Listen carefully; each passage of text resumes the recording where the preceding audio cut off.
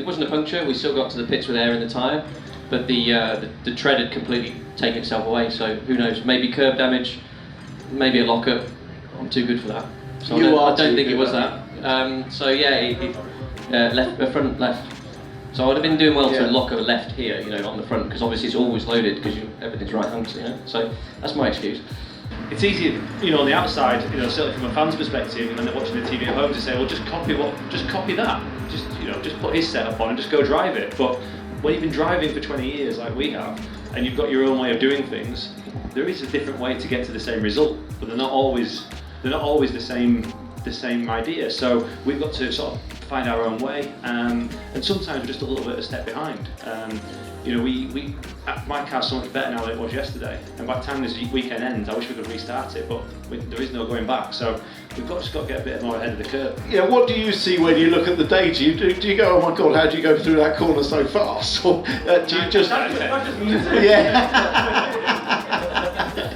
Probably don't look at Ash's data yet, just build up to that. Yeah,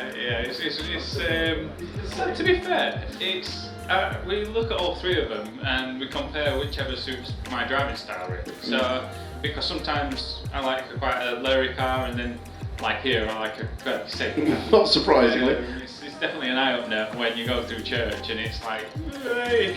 Yeah. But it's one of them things really, I pick and choose bits of data to look at and ways to drive the car, and I'm still fairly new at it, so I've got lots of, I can change my technique to suit a particular driving style.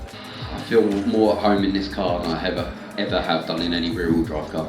It's ominous words, I think, for everyone else, don't you? It's a bold statement. There's a lot of drivers that looked at the Infiniti, the Subaru and stuff like that and dreamt of jumping in that car. Yeah.